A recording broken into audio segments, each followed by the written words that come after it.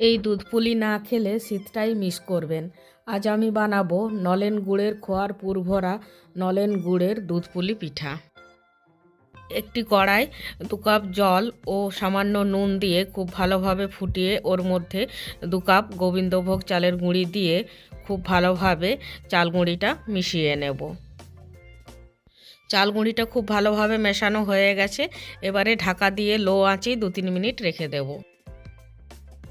2-3 minute পর আরেকটু নাড়াচাড়া করে নিয়েছি। এবারে উনুনটা বন্ধ করে ঢাকা দিয়ে রেখে দেব 10-15 মিনিট।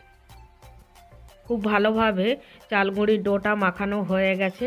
এবারে হাতে সামান্য করে গুঁড়ি মাখিয়ে ছোট ছোট লেচি কেটে গোল করে নেব। এবারে হাতে সামান্য গুঁড়ি লাগিয়ে এক একটি লেচি নিয়ে বাটির মতো বানিয়ে নেব। আর ভেতরে বাড়িতে বানানো নলেন গুড়ের খোয়ার পুর ভরে মুখটা খুব ভালোভাবে সিল করে সাইডগুলো একটু ডিজাইন করে দেব। পুলির ডিজাইনগুলো এরকম হবে। এইভাবে আমি সবগুলি বানিয়ে নেব। দেখুন বন্ধুরা, কত সুন্দর হয়েছে পিঠাগুলো।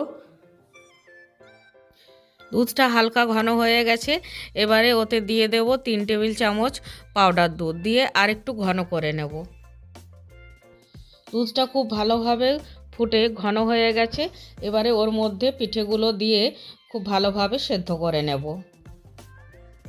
পিঠেগুলো সেদ্ধ হয়ে উপরে ভেসে উঠেছে। এবারে উনুনটা বন্ধ করে ওর মধ্যে নলেন গুড় দিয়ে দেব। গুড় দিয়ে ভালোভাবে মেশানো হয়ে গেছে।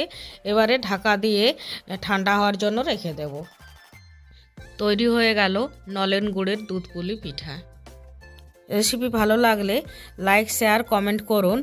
আর অবশ্যই সাবস্ক্রাইব করতে ভুলবেন না। আর এর ফুল রেসিপি দেখতে চাইলে ডেসক্রিপশানের লিংকে ক্লিক করে দেখে নিতে পারেন।